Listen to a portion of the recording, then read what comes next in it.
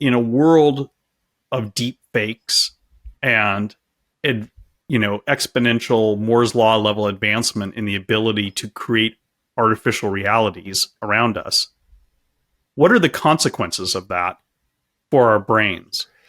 Not great. In one sentence, it means that we're going to have less and less things we can trust. So right now, you might have doubts about videos you see on YouTube. And you might say, okay, I don't think this is Obama speaking. It was a deep fake. Or I don't think this is Trump. This is a deep fake because I wouldn't expect Trump to say those things or Obama to say those things. You still have the filters of your sensors to tell you, I want to kind of vet this content. But you don't have that from within.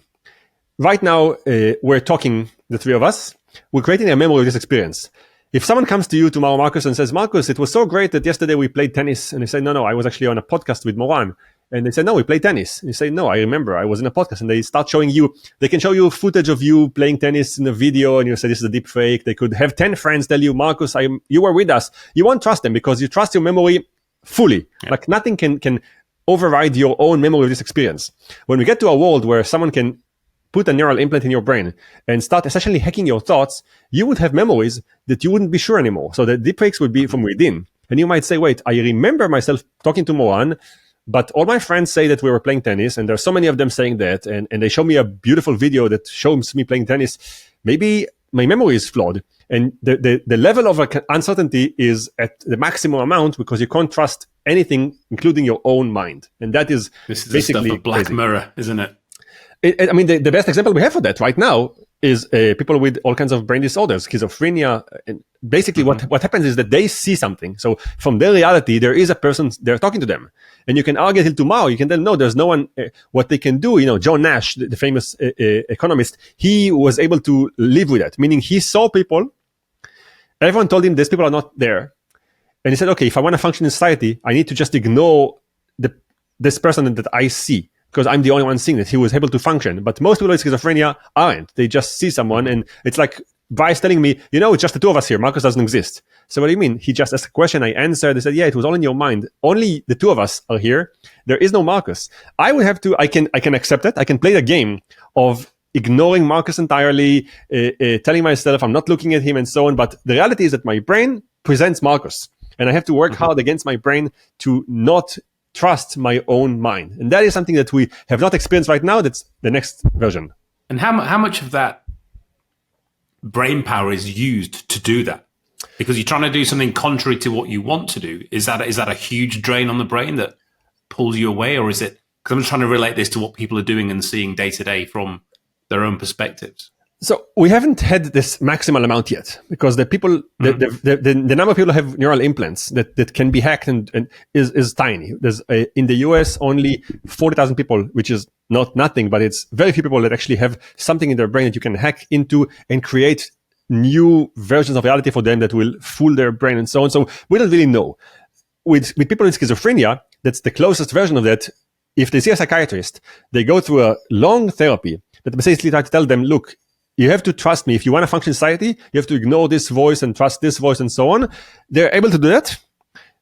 So we have successes on making it happen. It's extremely difficult and it's taxing on the brain. These people spend a lot of energy trying to just ignore voices that are not there just to function properly. If this is going to be all of us, we're going to reduce, I would make up a number, 10% of our brain capacity just dealing with our own mind, creating things that are not there.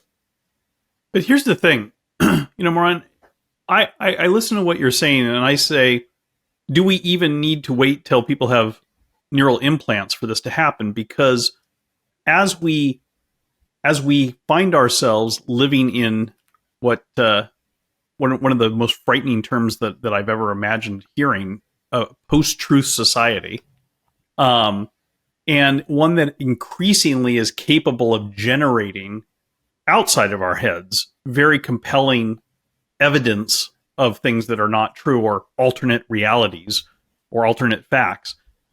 Is it not already beginning, and will it not only increase the taxing of our brains just processing external information and trying to separate reality from manufactured reality? And at a certain point, does it become so taxing that we start to become untethered from reality? So you're definitely looking at the pessimistic approach, it's a very me. likely one. I'm Little Miss Sunshine. Hey, Bryce, I'll tell you. Bryce, that's the one. Yeah. So I think you're right. The reality we have right now is kind of a micro version of what could be, and we're already doing a pretty bad job.